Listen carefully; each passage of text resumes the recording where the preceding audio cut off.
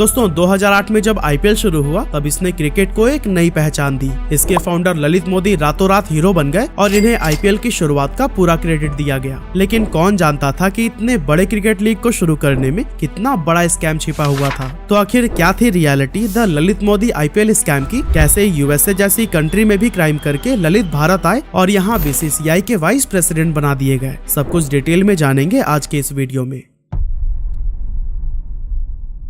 तो दोस्तों ललित मोदी पैदा तो दिल्ली के एक बहुत बड़े बिजनेस फैमिली में हुए थे, लेकिन शुरुआत से ही इनलीगल एक्टिविटीज में इन्वॉल्व रहने की वजह से वो कई बार जेल भी जा चुके हैं। एक्चुअली उनके father Krishna Kumar Modi Godfrey Phillips India limited नाम की टोबैको कंपनी के मालिक रह चुके हैं। अब अगर आपको कंपनी के नाम से न समझ आया हो तो मैं आपको बता दूं कि इसी कंपनी के under Marlboro, Four Square, Red and White और स्टेलर जैसे सिगरेट ब्रांड्स आते हैं। आगे चलकर ललित मोदी अपने हायर एजुकेशन के लिए यूएसए गए, जहाँ से उन्होंने इलेक्ट्रिकल इंजीनियरिंग और बिजनेस एडमिनिस्ट्रेशन की पढ़ाई की। लेकिन वहाँ रहते हुए उन पर हमले, किडनैपिंग और कोकीन तस्करी जैसे आरोप लगे। एक्चुअली 1985 में जब ललित मोदी सेकेंड ईयर में थे तो वो और उनके 3 दोस्तों ने मिलकर एक होटल में $10,000 में ½ केजी कोकीन खरीदने की कोशिश की, लेकिन सेल्समैन ने उनके साथ धोखा किया और उन्हें गन दिखाकर धमकी दी और सारे पैसे लूट लिए। हालांकि अगले दिन ललित मोदी और उनके दोस्तों ने एक स्टूडेंट की पिटाई कर दी, क्योंकि उनका मानना था कि इस धोखे के पीछे इसी का हाथ था। अब नतीजा ये हुआ कि 1 मार्च 1985 को ललित मोदी को कोकीन तस्करी, हमले और अपहरण की साजिश के आरोप में गिरफ्तार कर लिया गया।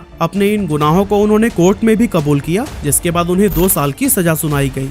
अब जेल में रहते हुए ललित ने यूएस गवर्नमेंट से अपनी सजा कम करने की रिक्वेस्ट की, जिसके बाद से गवर्नमेंट ने उन्हें 100 घंटे की कम्युनिटी सर्विस करने के लिए कहा। आगे चलकर ललित मोदी ने गवर्नमेंट से एक बार फिर से रिक्वेस्ट की कि वो काफी लंबे टाइम से बीमार चल रहे हैं, इसलिए उन्हें उनकी फैमिली के पास इंडिया वापस जाने दिया जाए। और फिर यूएसए गवर्नमेंट के द्वारा इस रिक्वेस्ट को एक्सेप्ट करने के बाद ललित 1986 में भारत वापस आ गए। अब इंडिया आकर उन्होंने अपनी फैमिली बिजनेस ज्वाइन कर ली, लेकिन अपने इस बिजनेस में उनका मन नहीं लगता था और यही वजह थी कि 1993 में उन्होंने फैमिली ट्रस्ट के पैसों का इस्तेमाल करके मोदी एंटरटेनमेंट नेटवर्क को एस्टेब्लिश किया।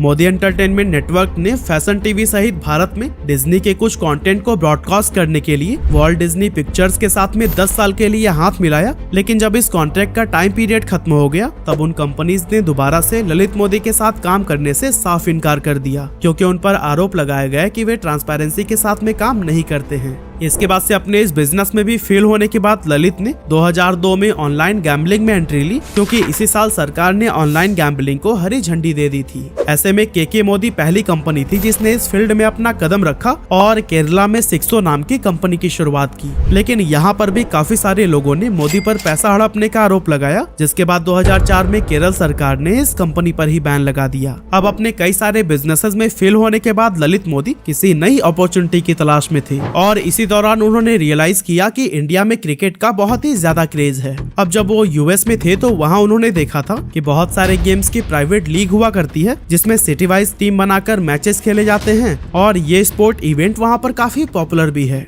यहीं से ललित मोदी ने दिमाग लगाया कि क्यों ना इंडिया में भी क्रिकेट की कोई ऐसी लीग बनाई जाए और अपने इस आइडिया को लेकर वह बीसीसीआई के पास पहुँचे, क्योंकि उन्हें पूरा यकीन था कि इस काम के लिए उन्हें परमिशन मिल ही जाएगी। लेकिन बीसीसीआई ने उनके इस प्रस्ताव को पूरी तरह से ठुकरा दिया। इसके बाद से ललित मोदी को एक बात समझ में आ गई कि अगर क्रिकेट लीग की शुरुआत करनी है तो पहले उन्हें खुद बीसीसीआई पैनल में अपनी जगह बनानी ही पड़ेगी। इसीलिए कुछ पॉलिटिकल कनेक्शंस की मदद से उन्होंने हिमाचल क्रिकेट एसोसिएशन को ज्वाइन किया, लेकिन उसके अगले ही साल कुछ अननोन रीजंस के चलते ललित मोदी को सस्पेंड कर दिया गया। इसके बाद 2004 में वे पंजाब क्रिकेट एसोसिएशन के वाइस प्रेसिडेंट बना दिए गए और फिर बाद में वे राजस्थान क्रिकेट एसोसिएशन के भी प्रेसिडेंट बने। फिर आया साल 2005 जब शरद पवार को बीसीसीआई का प्रेसिडेंट बनाया गया और कहा जाता है कि पवार को ये पोस्ट दिलाने के लिए ललित मोदी ने खूब स्ट्रैटेजीज अपनाए और पर्दे के पीछे से भरपूर सपोर्ट किया, जिसके बाद से ये शरद पवार के बहुत ही खास बन गए और इसका फायदा ये हुआ कि इन्हें इसी साल ही बीसीसीआई का वाइस प्रेसिडेंट बना दिया गया।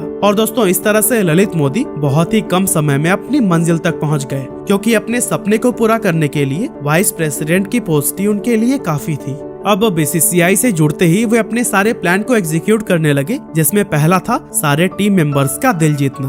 इसके लिए उन्होंने अपनी बिजनेस स्किल्स दिखाने शुरू की, क्रिकेट एड से रिलेटेड कई सारे रूल्स चेंज किए और ऐसे ऐसे एडवर्टीजमेंट कैंपेन्स रन किए जिससे कि बीसीसीआई का प्रॉफिट काफी ज्यादा बढ़ने लगा। ललित मोदी के इस कंट्रीब्यूशन की वजह से हर कोई उनसे प्रभावित होने लगा और वो बीसीसीआई के अंदर सबसे ट्रस्टेबल लोगों में गिने जाने लगे। इसके बाद से वो कई सारे इंपॉर्टेंट बिजनेस डील्स अकेले ही करने लगे और बाकी मेंबर्स भी इनके हर डिसीजन को सपोर्ट करते थे।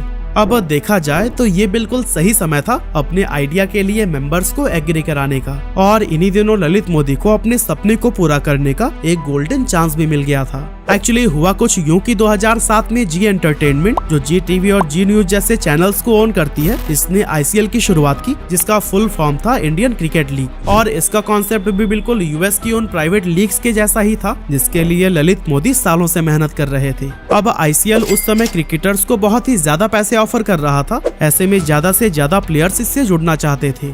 लेकिन ये सब देखकर बीसीसीआई परेशान हो गया क्योंकि उसे डर होने लगा था कि क्रिकेट से रिलेटेड सारी पावर्स अब उसके हाथों से निकलकर एक प्राइवेट कंपनी के पास चली जाएगी। इसी के चलते बीसीसीआई ने अनाउंस किया कि जो भी प्लेयर आईसीएल में खेलेगा उसे हमेशा के लिए इंटरनेशनल और इवन डोमेस्टिक क्रिकेट से भी बैन कर दिया जाएगा। और इस तरह के रेस्ट्रिक्शन से जितने भी प्लेयर्स आईसीएल खेलने की तैयारी कर रहे थे उन्होंने वहाँ से रिटर्न होने में ही अपनी भलाई समझी।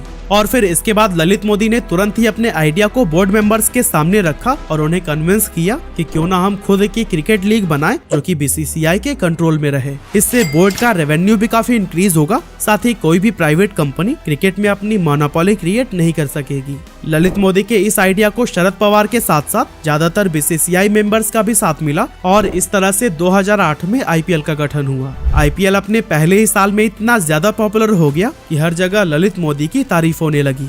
पर उस वक्त तक किसी को कानो कान खबर नहीं थी कि ललित मोदी ने आईपीएल में कुछ ऐसी भी डील की थी जिससे सिर्फ इनके फैमिली मेंबर्स को ही फायदा मिल रहा था। एक्चुअली ललित मोदी ने राजस्थान रॉयल्स का फ्रेंचाइजी कॉस्ट जानबूझकर काफी कम रखा था और इसके ज्यादातर स्टेक्स अपने साले सुरेश चेल्लाराम को दे दिए। इसके साथ ही कई सारी ऐसी डील्स भी सामने आई जिनका सीधा सीधा फायदा इनके रिलेटिव्स या फिर फ्रेंड्स को पहुंच रहा था। लेकिन 2010 में ललित मोदी ने एक ऐसी बड़ी गलती कर दी कि इनका ये इलीगल प्रॉफिट मेकिंग का तरीका सबके सामने आ गया।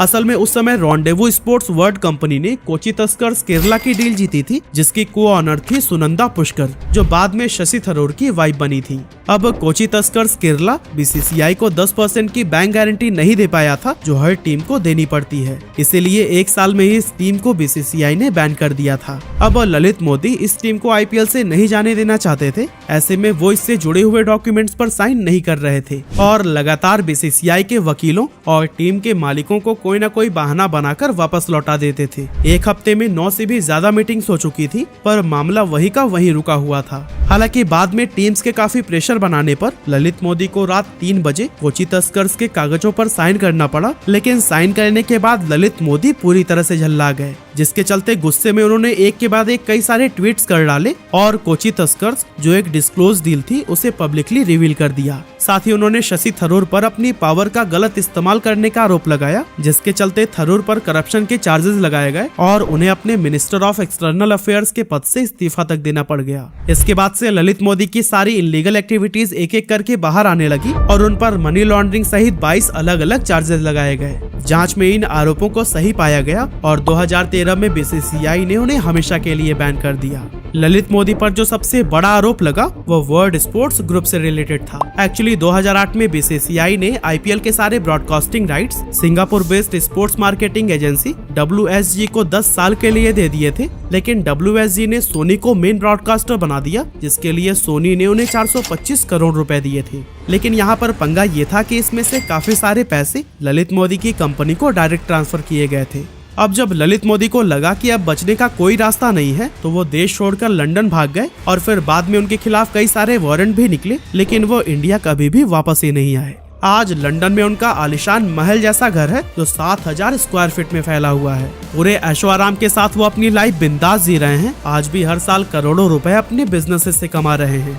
लेकिन वहीं दूसरी तरफ भारत की ईडी जैसी गवर्नमेंट एजेंसी उनके भारत लौटने का इंतजार कर रही है। तो दोस्तों, आपको क्या लगता है, ललित मोदी को कभी उनके घोटालों की सजा मिल भी पाएगी? आप हमें कमेंट करके जरूर बताइएगा।